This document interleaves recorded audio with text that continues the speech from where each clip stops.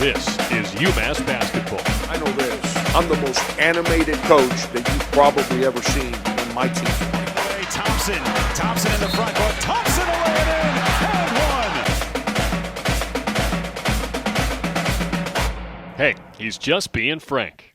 That is right. It is time once again for Just Being Frank, coming at you from the Champion Center here in Amherst. I'm Jay Burnham, voice of the Minutemen, alongside head coach Frank Martin. And this podcast, as always, brought to you by our good friends of the Massachusetts Collective, the official NIL partner of UMass men's and women's basketball. The Mass Collective, your support changes the game and drives future success. Learn more and join at themasscollective.com. Coach, how you doing? This will be the final podcast before we get into the season. Are you ready? It's the last time you see me smile in a long time, so hey, enjoy it. We got questions from the fans too, but I was thinking about this on the way in. Do you have any advice for me as to the questions I should ask you during the season? You know, anything I'm missing out on? You've been around me for a whole season now. I'm harmless, man. The stuff I get mad at, I don't publicize it to others. Now people know when I'm mad because I don't try to hide it, but I don't, because my team don't play well. I don't get mad at people for asking me questions. Right. That's my problem. I gotta fix that one when my team don't play the right way. Well, we're curious. We were down at or up at Army, I guess, for the football game, and I saw the reports coming out that the secret scrimmage went well. How much can you tell us? Iona was the opponent on Saturday. How'd that go? All right, let's make sure we keep this between you and I. Okay, don't I'm telling you, publicize this. You like it, it's it was awesome, man. Tobin's a friend. I've got the utmost respect for Tobin Anderson. When I said Tobin, I meant their coach at Iona. He's got a brand new team. I'm not going to get into the details of the scrimmage or the score, or any of that stuff. That's not fair to Tobin. I don't even know what is still secret and not, because everything publicized these days. But I'd rather not be the one that shares information that from the scrimmage itself. But he's got an older. They're all new to him, but the majority of his team, they're transfers, that are grad transfers. They're older players.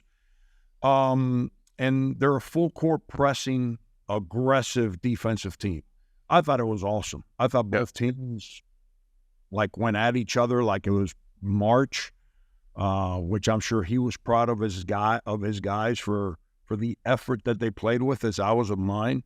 We only had 12 turnovers when you take into consideration that, with the exception of Rasul, all our other guards are either freshmen or Keon's who's a sophomore. And I thought we did a pretty darn good job of handling their pressure. We made some mistakes. It's going to happen. Our floor was scrambled sometimes, which made our offense look a little. That's more on me because I'm not a full court pressing, trapping kind of coach, so we don't get a lot of reps against that. That's where the scrimmage was so good for us. But it was great, man. We got some great contributions, great effort. We didn't foul a lot, which again, the way I like to defend, young players I'm an aggressive, defensive-minded coach, and young players tend to confuse aggression for fouling. Fouling is a bad play.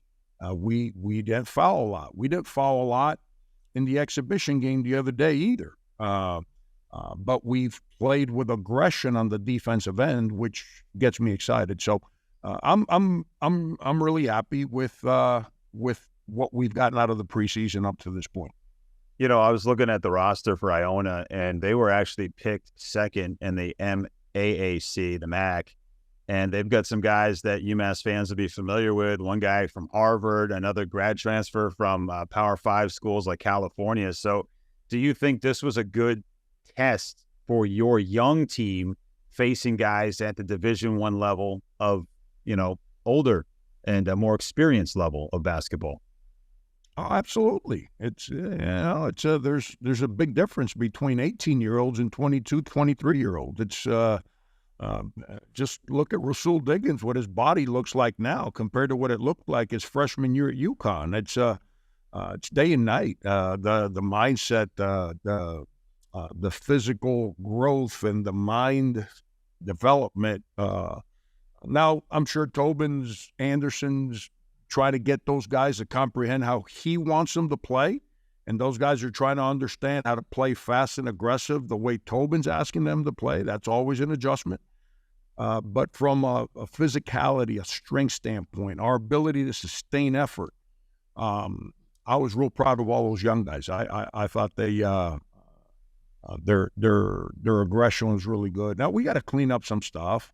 Like one thing I will share, I wasn't happy. I haven't been happy with our defensive rebounding since this summer. Matt Cross is a really good rebounder. Everybody else on our team has to get better at it, and we need to be defensively. We're not a team that can just sit around and say, "All right, Matt Cross has us. He's going to save us." We got to learn how to team rebound the ball defensively, and we got eager guys that want to do what we ask them to do. But that's something we're not there. And I hope it doesn't cost us early in the season. But it's something that we've addressed, and something that the players know that as coaches we're on them about it. And we've talked about this throughout the summer, but some of the size that you were counting on not here. How do you get guys to go after those defensive rebounds? How do you address that problem that you just mentioned? Yeah, size, defensive rebounding is different than offensive rebounding. It's two different skills.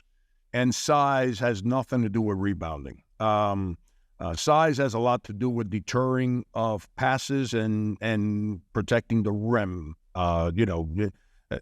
When you stand guys that are long, it makes passing a lot harder. And when people shoot over long, it makes shooting a lot harder.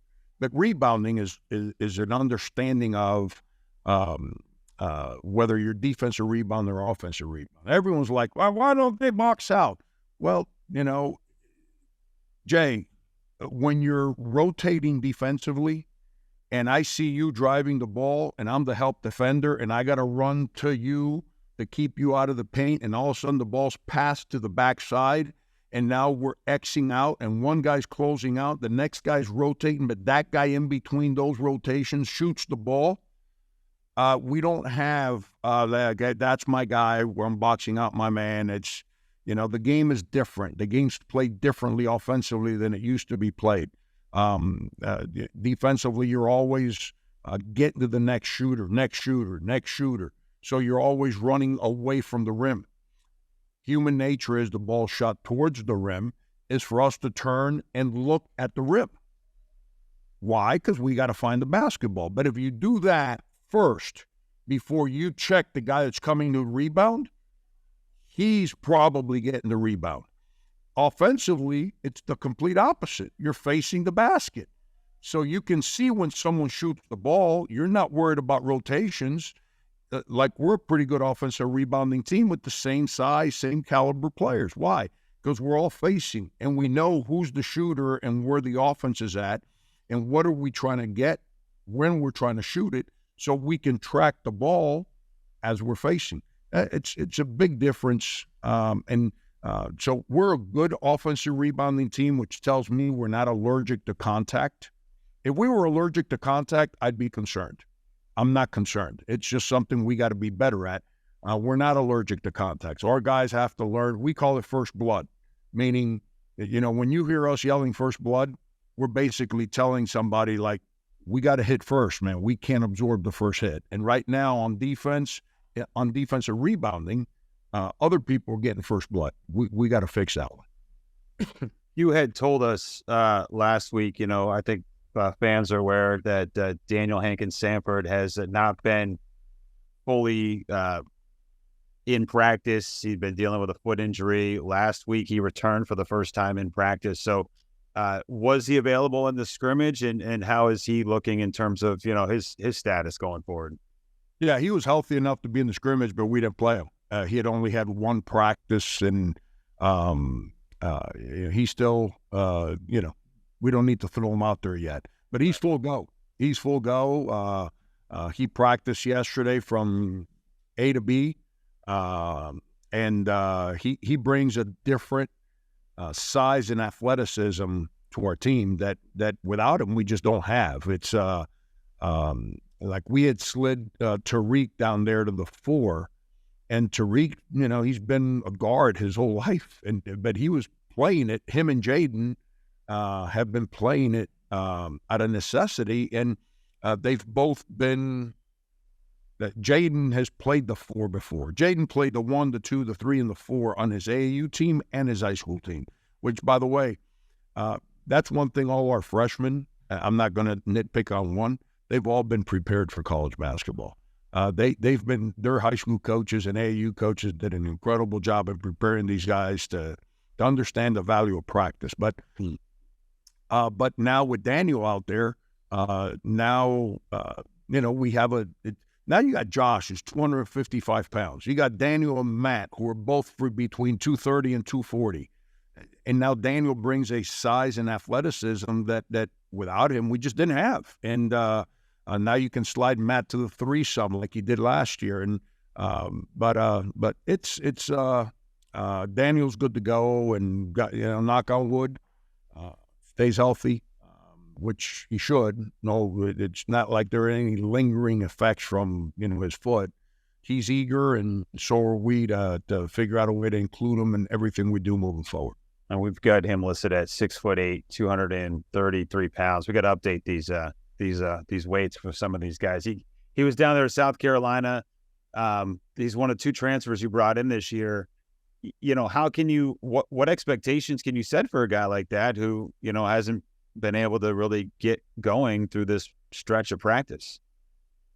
I mean, if he and I have been together for 2-3 years, I wouldn't be worried about all that, because he knows what I want, and I know what he's good at, and that means that I know how he handles the good days, the bad days, so the adjustment period is a lot easier. But I've never coached him. I mean, I saw him this summer, so I got a feel. I recruited him, so I got a feel. But now we find out, and it's Jay, I don't run around trying to act like I'm some kind of an academia guy, and I was a math guy, like I like to say over and over, which says when it comes to numbers and problems, I get consumed by it. You ask me to read. You see all these books over my shoulders. I haven't read all those books. Those are really just DVDs, right? Well, but they've been gifts. I've read some, but like I'll pick up a book and I start reading, and it's this since I was a kid. And if 20 pages in, it hasn't grabbed me, I put it down. I won't read it. And now you're taking an English literature class. You got a problem if you put the book down and you don't read it. So I don't even know they still exist. We had these things called Cliff Notes back in. Oh yeah, man. Yeah, that's too. Yeah. So we're gonna have to use Cliff Notes to help Dan get back in it. Yeah, you got to get caught up. There you go. Coach, we've got some questions and we'll take questions from fans throughout the course of the season. But one that I really am curious about, that one of my good friends, Joe Spencer, had sent in. He said, how are you going to deal, and I guess what's your thought process on the new rules this year, with the way that it sounds like officials really aren't going to call a lot of charges. It's going to be blocking 95% of the time. And there's one of the officials at the exhibition was telling me that essentially the defender has to be in place before the plant foot leaves in the air or moves for the offensive player. So, how has that been explained to you, and how will that, or does it change kind of how you teach the game? Well, the officials, the head of the officials and the officials have been around for our private scrimmages within our team, our exhibition game, our scrimmage the other day. They're all saying the same thing. So the message is consistent. So you got to assume that these are marching orders. That all the plays that were called charges last year have been reviewed, and 90% of them will now be called blocks. In the exhibition game the other day, Matt Cross drove a ball. And when he drove it, I'm sitting there on our side. I was at the far basket. I'm sitting on our sideline saying charge. And the referee came out and said, block. And I was like, I like this new rule. So now when it goes the other way, I'm gonna hate the rule and fight with the referee. But I used to put guys in charge drills, and I had a player get hurt because the guy taking the charge never gets hurt. It's the guy that jumps. When he jumps out of control, now his legs get clipped, and then he lands and sprains a wrist or hurts a shoulder, whatever it may be. Hits his head on the ground. So I had a good player get hurt because I was putting guys in charge drills. So I said, all right, that's not very good coaching on my part. I'm not trying to get my good players hurt. So I stopped doing drills, but I spent a lot of time in practice. If somebody got out of the way of a charge, of saying something, whether it be positive words, negative words, or repercussion action, now I don't say anything. And all I'm telling our players is learn to go vertical, whether you're a point guard or you're a center, which means keep your chest between the ball and the rim and go straight up. Don't put your hands forward. Don't jump forward. Just jump straight up. I don't care if you jump half an inch or you jump 42 inches. Just get off the ground. And then as a coach, I'm going to have to be at peace. If a player is slightly late, he's going to have to get out of the way, and we're just going to hope that guy misses a shot. And, it's... do you think this stems from just trying to... I mean, you're saying here, I can't recall... I know you want to avoid collisions as, from a health standpoint, but does this feel... more safety related, or is it more, hey, we want to see a bunch of baskets scored? I think it's a bunch of crap in every sport, which is eliminate defense. Yep. Why? I'm with you. Because let's just be honest. Television. Who watches television? Fantasy sports, gamblers. It's all part of television. Fantasy sports and gambling. Have you ever heard of anyone gain fantasy points for an offensive lineman? No. No, everything's on points. So you got to score points. So anything that negates scoring points, it's trying to be erased for television purposes. That's my opinion. It started in the NBA, and it's continued to college. And I say this all the time. In the NBA, the lane's wider. It makes sense. Why? Because they got defensive rules. So they're trying to eliminate help side defense. So they have less charging plays in the NBA. But if you watch NBA games, they actually call a lot of charges because people stand in there and take them. In our game, there is no defensive rules. Good luck. I don't care what you do on offense. If Tom Izzo's help side defense is not in the paint, is going to blow a gasket. Everyone I've ever been around that's any good as a coach, they blow a gasket if their help side defense is not in the paint. So all these rules that you listen to about let's widen the lane, how's that helping? How is that going to help scoring the basketball? Scoring the ball is predicated around moving the ball to space your defense so you can get inside the defense, and then you better have some skilled players. If not, you're not going to score. But it's, football. I don't know how you play defensive back in football these days. You're going against some freak athletes, and you're not allowed to hit them. You can't chuck them coming off the line like you used to. You put your hands on them, but they come across the middle. You basically got to play tag.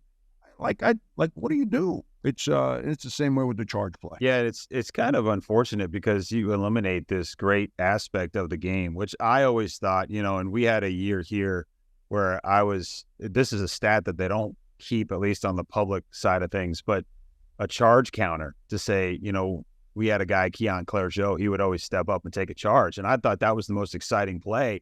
People in baseball, they always say, oh, they want to see home runs. You know what the most exciting play in baseball is? A great defensive play or a triple. And so maybe it's just kind of trying to water things down. But at the end of the season, this could be something they also come back and look at, right, with data. At the end of the year, if you're saying 95% of all the calls were blocks versus charges, Is that a better product? I don't know if it's a better product. It's just I'm asking, like, that's a question they're gonna have to ask. you're using the fact that you're trying to protect players.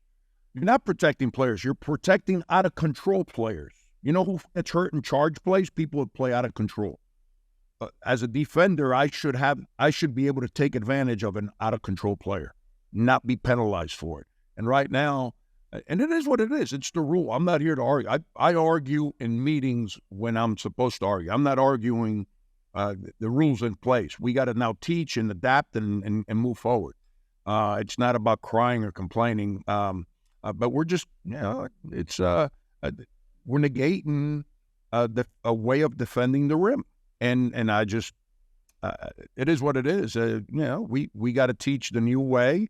And it's you got to teach your 5'10" point guard, because most people that take charges are your guards, because they're the ones rotating in there. They're not guards. Don't jump up to block shots. But now you got to teach your guards to go vertical, and it's fine. We'll adjust, but let's this whole public narrative that we're protecting players. No, we're not. We're out of control players get hurt, not players that play under control. And the charge was a way to defend an out of control player, and so we're now making it easier for an out of control player to score. Okay, moving on. We've got there's a bunch of people sending questions. I appreciate it. Let's see. What is the biggest lesson you learned in year one that will help you in year two? Can be anything from type of play in conference, living here in Amherst, player development. Have you been able to reflect on kind of year one and things you might have learned or adapted to? Year twos are always a lot easier than year ones. I mean, my second year in the SEC, I had a better feel for the coaches in the league. I had a better understanding of how the league is officiated, because your officials, like Big 12 guys, they do SEC games, but you only get them here and there. SEC guys do Big 12 games, but you only get them here or there. You get used to Big 12 guys in the Big 12, SEC guys in the SEC, so you get a better feel for the officials. We're human beings, man. There's some referees that if you just say something, and this is not being critical, we're all different. If you say something that they feel the way you word something to them is that you're questioning their morality because of the way they call the game, they get pissed at you. So now you got a referee that's mad at you. It's not fair to the official for me to handle that way. So year ones and year twos, there's always growth. We're coaches. We're human beings, man. We got families. We move into a new city, and we're in a new gym, and we're recruiting to a new school. We deal with families at home that have made adjustments. That's not easy. I had a new staff last year. Like we've talked about it. Everyone on my staff has played for me. It's awesome. I ain't coached Allen Edwards since 1993.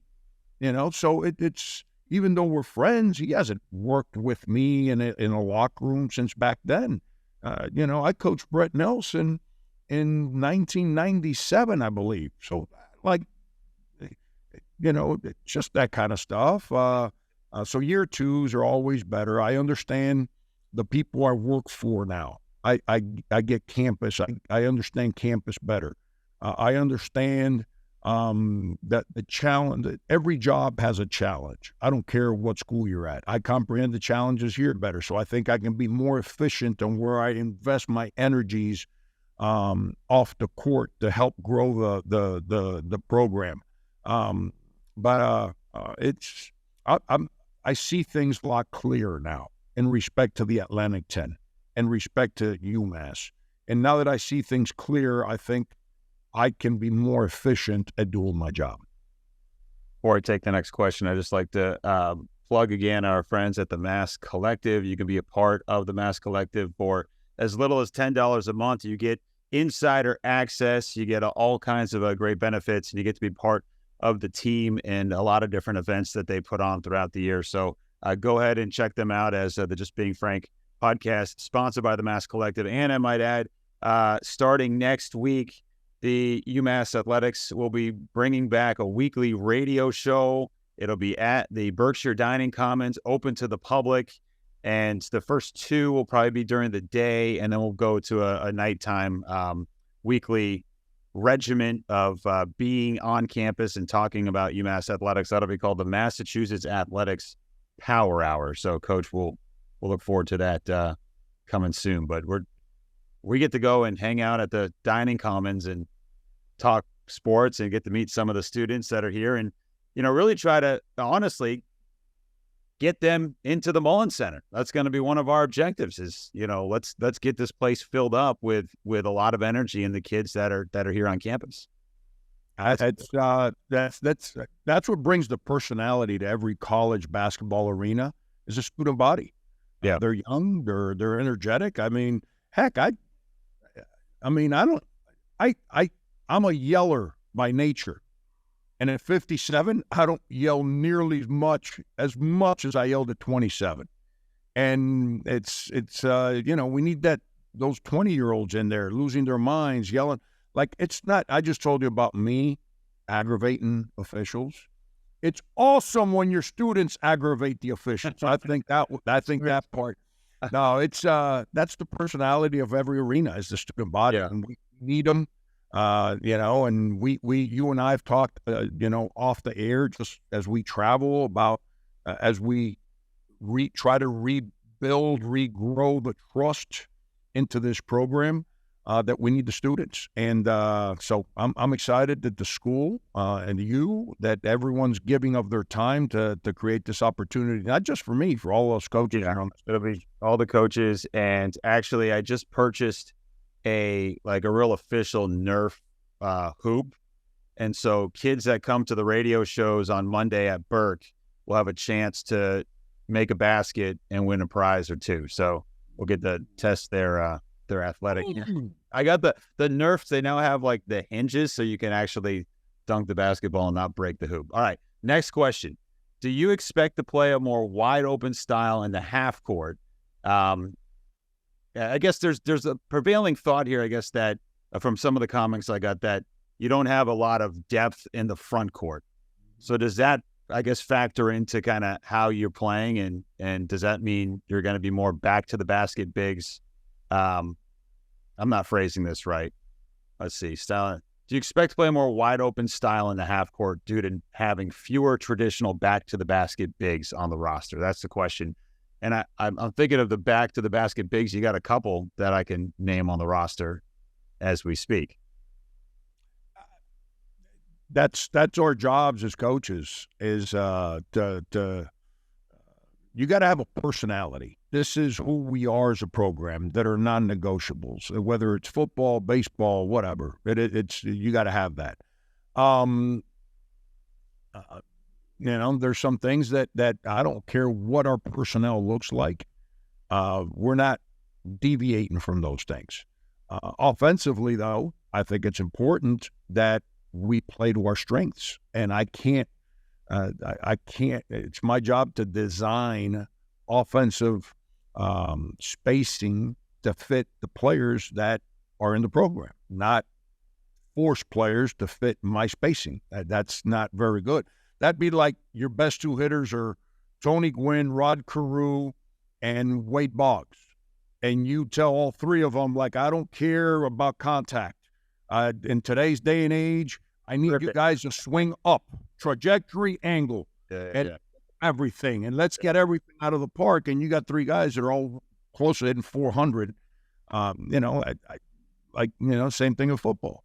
If you got a quarterback that Tom Brady's your quarterback and you're trying to run read options and running him into the flat, what are we doing here? Get him in the pocket, protect him, let him make decisions, and vice versa. It's the same way in basketball. And, we're trying to create offensive spacing that fits the personnel that we have. And that's the deal with having a brand new team. Not brand new, but a bunch of first-year guys, is that as the season goes on, there's things that we might do offensively in early November that in January we just get completely away from. And there might be things we do in January that we're like, this is the one that's fitting, that we really, really fight to build on as we move forward. But Is there simplicity like to it where you're saying, hey, let's just figure out how to eat this half of the sandwich before we go and eat the second half? I mean, with all the young players, like you're just trying to kind of, you've talked about it before with structure. First 5 games of the year, that structure is going to look a lot different than, when you get into conference play. Yeah. Like, let's pick on Matt Cross, because I've coached him for a while now. Matt Cross lives for physicality, lives for contact, but he's not a low post player. Now, can I run him in there and post him up? Yes.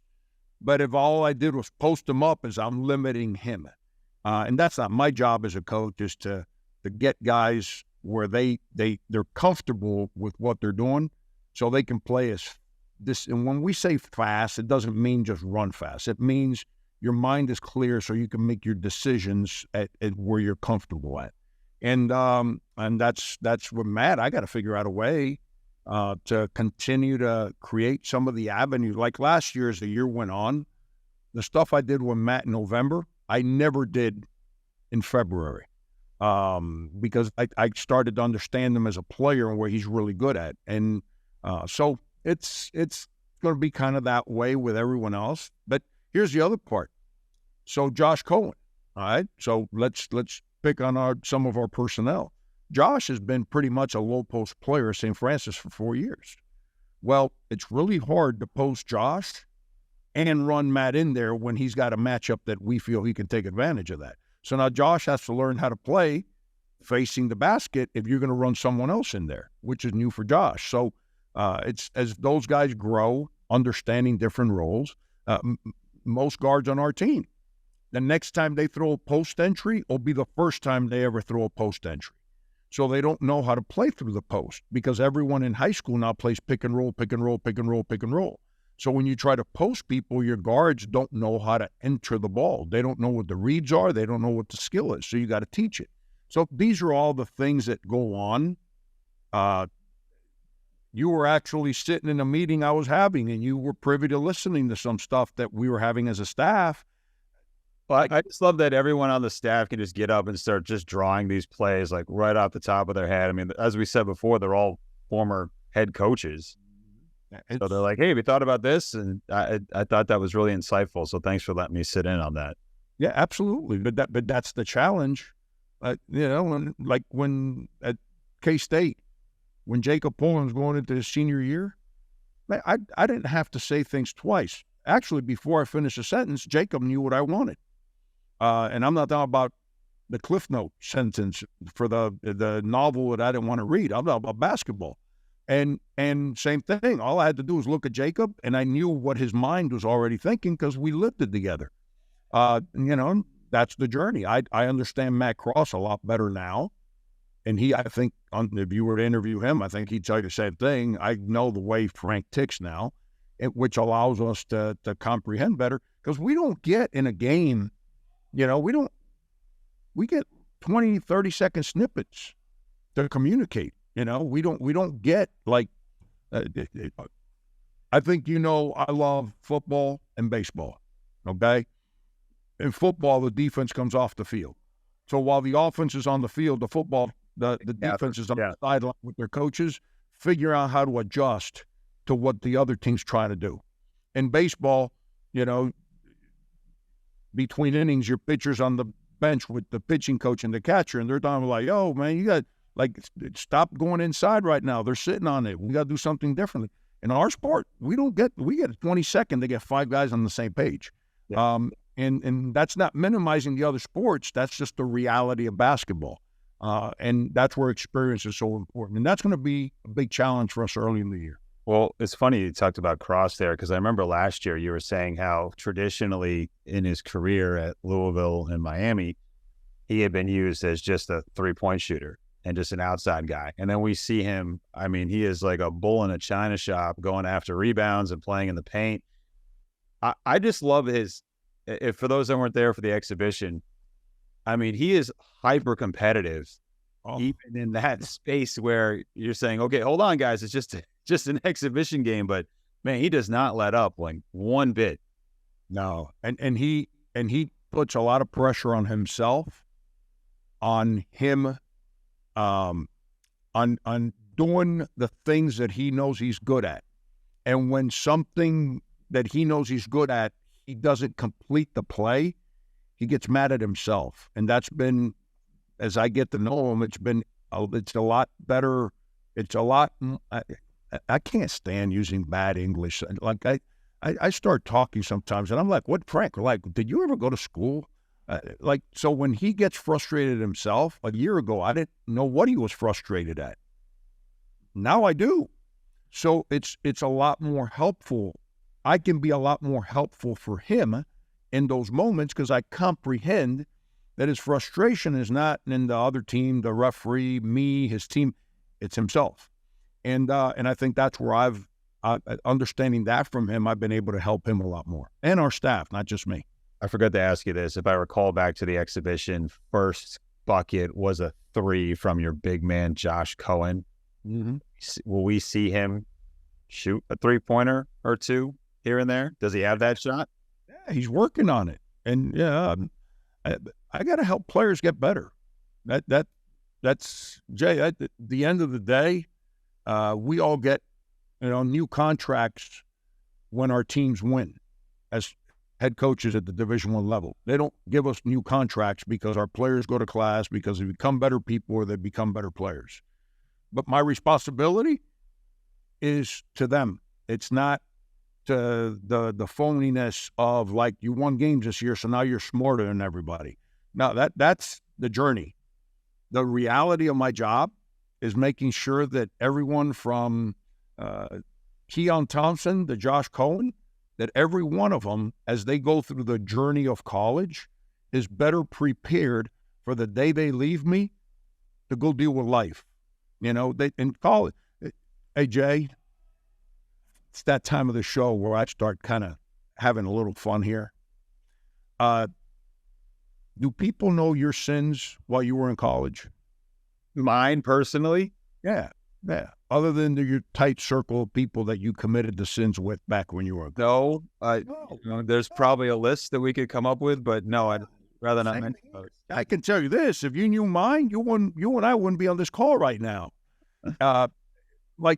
So my job is that I comprehend that while you're in college, a lot of your sins are still under the he's in college.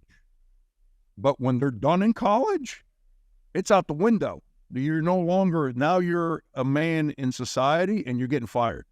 I've got to make sure that I help guys grow in every area that prepares them for that moment. So they don't get fired for sins. You get fired for bad performance. You get fired because unfortunately you're not quite good enough.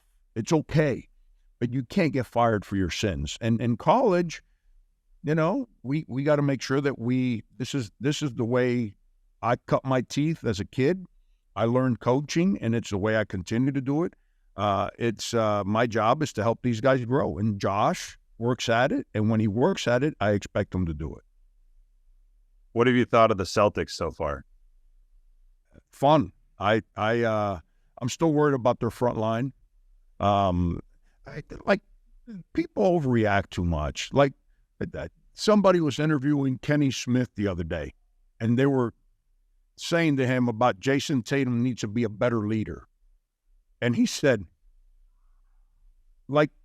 he's won more games than any player in the NBA the last 5 years.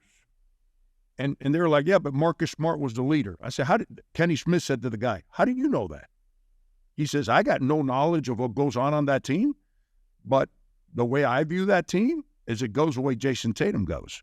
And I know Marcus Smart personally. I don't, Tatum I've met, but I don't know Jason Tatum. Marcus Smart's a winner, and he's a committed player to winning. That's why Brad Stevens and Marcus were tied at the hip. Brad's the same way. Joe's a competitive, like that dude. He eats confrontation. He don't run from confrontation. And so leadership is not their problem. But they got a couple of new parts. I think Porzingis, everyone's seen the good side of all the things that he can do, block shots at the rim, and then he's an elite shooter.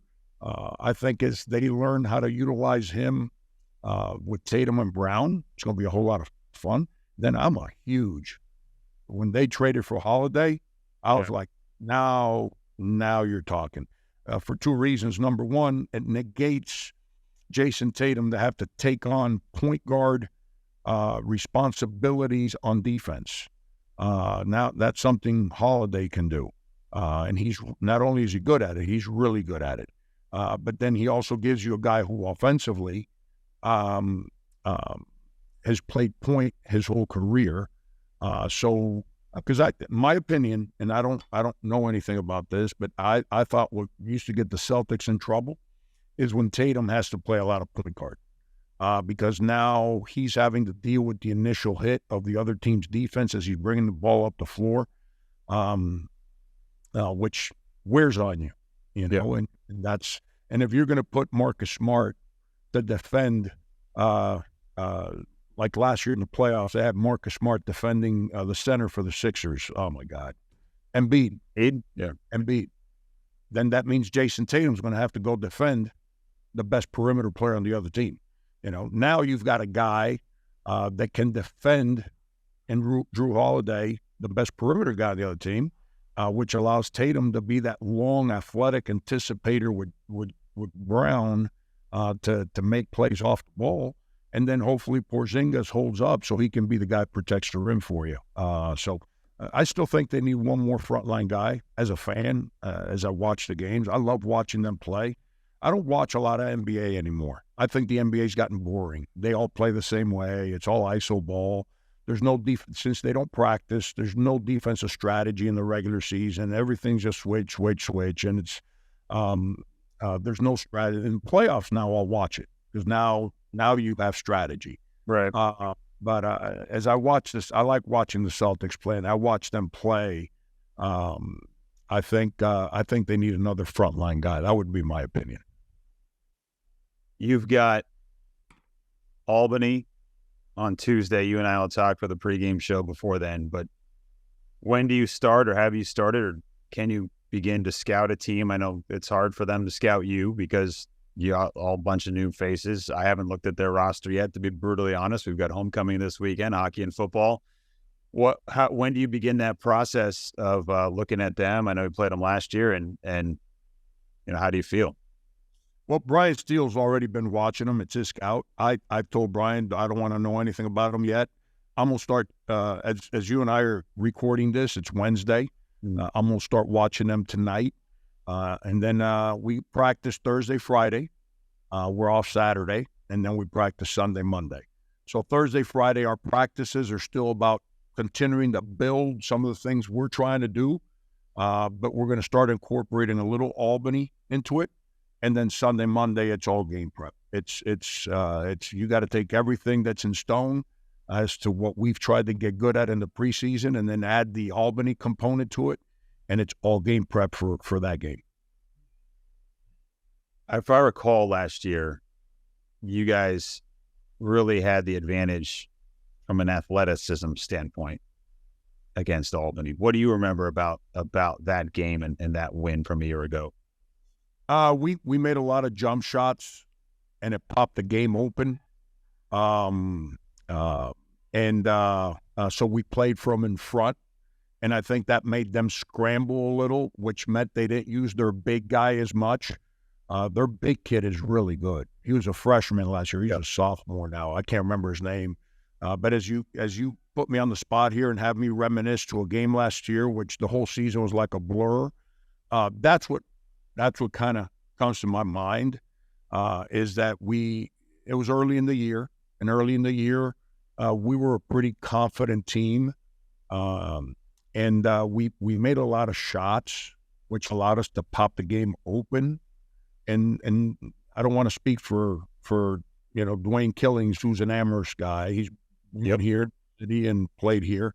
I don't want to speak for Dwayne, but I think because we had a lead, they got away from throwing their big guy the ball. I don't know if we had something to do with that or not, but that's what my mind's telling me, which kind of led into some easier possessions for us to defend. But that's what kind of comes back. Can you overload, like, you scout a team, you got players thinking about different scenarios, and if this guy does this and this guy does that, can you overload guys with that information and maybe early in the season just try to feed them a couple things and tendencies of what the other team is trying to do? Yeah, that's the difference between coaching older players that have been around you in college for 2, 3, 4 years and coaching freshmen. Majority of the freshmen, they've just heard one thing on a scouting report. Don't let them go left. Other than that, they got no idea about anything else. There's every team has a different offensive strategy. Some people like to play through we're talking about us and playing through bigs. There's some people that play through bigs the old-fashioned way, through cross screens and back screens. There's some people that play through bigs out of pick and roll. So it's different defensive coverages before it gets to the individual personnel coverage. When you got older players,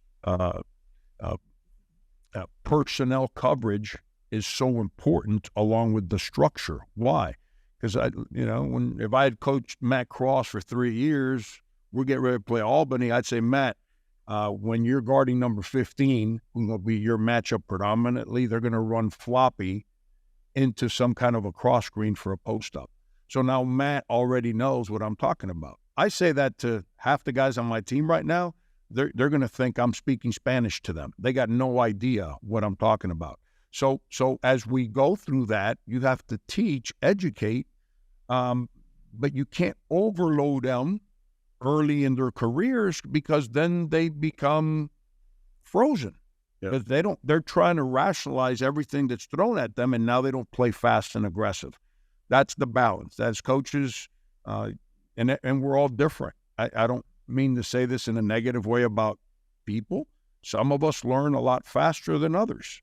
And the ones that learn faster are able to move forward on a scouting report a lot faster than other guys. And that's just human nature. It is what it is. You ask me to read, I get bored. I don't learn as much as if you speak. If you speak, I can recite every word you say. It's just me. That's the way I am.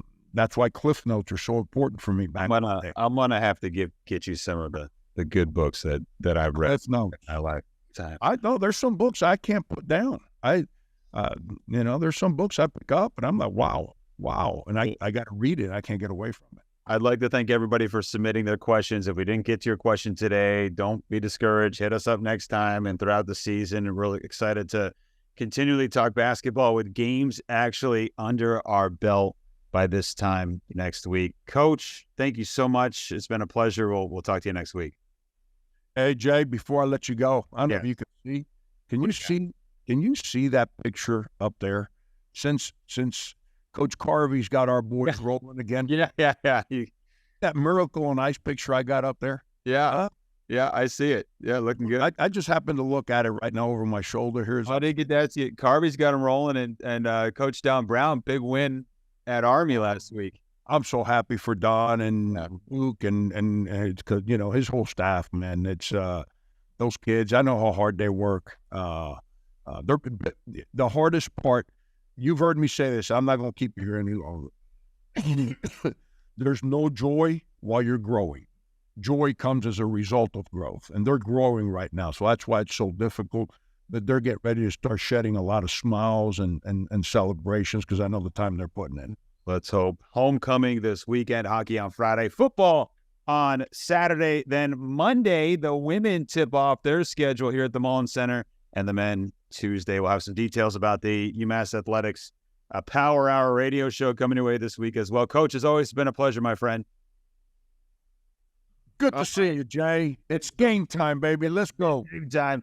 That's been it. That'll do it for us on the Just Being Frank podcast. Big thanks to our sponsors as well, the Massachusetts Collective. Please, please, please, please join in and do your part. For Frank Martin, my name is Jay Burnham saying so long, everybody.